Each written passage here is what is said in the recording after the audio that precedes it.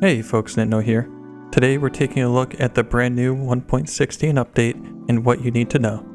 This update is currently on experimental branches for PC and Xbox.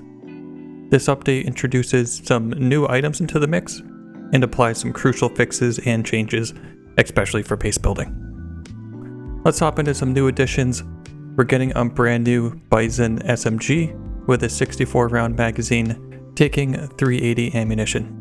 This weapon takes AK sights such as the Cobra sight, PSO scopes, and other attachments. Even the 1PN51 scope, the thing is almost as big as the Bizon.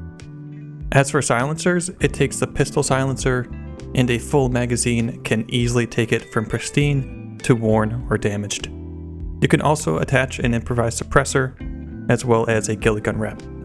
Recoil is very manageable with this weapon. If I do a test without fighting the recoil, it goes straight up with very little swaying left to right.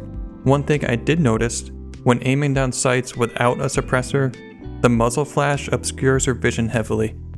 It may be a weapon that you want to hip fire in close quarters, just an observation. Next up, we have an alarm clock. This is a very interesting item, and although its initial implementation appears to be very basic, it suggests that there may be further uses for this item in the future. Right now, you can set the alarm clock, place it down, and then zombies will be attracted to its noise. I have also tested attaching grenades to it. It does not currently allow combining a nade and alarm clock, so that does not work currently. If this changes, I'll let you know in a pinned comment. Further still, there are rumors that this item could be used in the future as a time bomb, but only time will tell. For now, you can set the alarm clock, and then when the small hand hits the long, skinny metal hand, the alarm will go off and nearby zombies will be alerted. In my initial testing, it is not super effective, and maybe the devs will tweak it a little bit. I tried to see if I could aggro a bunch of zombies to a shipping container, and then throw the ringing clock to get them off of me. Some zombies showed initial interest in the alarm clock, but not enough to get them off of me completely.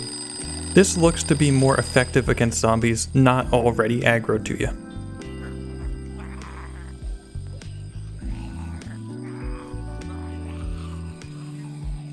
Next up, let's look at some fixes. Base building is getting some love again, and a fix to a massive bug that has plagued the base building community. Frames behind a wall can no longer be targeted before destroying the wall. Previously, fence frames could be targeted through the wall. What that meant was no matter if you had a wooden wall or a metal wall, both walls could be destroyed in the same amount of bullets by simply aiming for the wooden frame behind the wall, or by damaging that frame through bullet penetration that went through the wall and damaged the frame intentionally. Walls are once again taking the full amount of damage needed to be destroyed. This is especially important to metal walls, which are supposed to be the strongest option, but were being circumvented by simply shooting for the wooden frame. Now, metal walls are their full strength again. Another change to base building is that the rules around terrain clipping have been relaxed when placing fences in Watchtower kits. What this means is if, for example, a small bump in the ground was previously blocking you from building, now you'll be able to build through that small bump. So placing fences and building walls will be a little less frustrating and should just work. Another fix to base building is that zombies can no longer climb over walls with barbed wire on it. You're now more protected from your base being overrun by zombies if you make a loud noise, so string up that barbed wire. Lastly, on the topic of base building, damaging a tent will now also damage the items stored inside of that tent. Let's hop over to some survival changes. For this one, I'll be honest, I'm not sure exactly what the exploit was, but a fix has been made to remove an exploit that extended melee hit damage. Therefore, melee combat range should be more predictable and normalized. Bloody hands no longer make you sick when drinking from a container, such as a water bottle, canteen, or cooking pot. The reasoning is that your bloody hands wouldn't be touching your mouth if you're using a bottle. Previously, it was possible to survive by only drinking water, even with red hunger indicator. This has been changed, and you once again need to eat to keep yourself alive. Splints can now be crafted with duct tape and sticks, making it even more useful to carry around duct tape. Now for some smaller changes that I still believe you should be aware of. First aid kits and teddy bears can now be repaired using sewing kits. Protector cases and ammo boxes can be repaired with epoxy. Pickaxes can now be used to bury items and bodies. Gas stoves now emit light when they're turned on. Bear traps no longer kill infected. Instead, it breaks the legs of the infected and they now crawl around.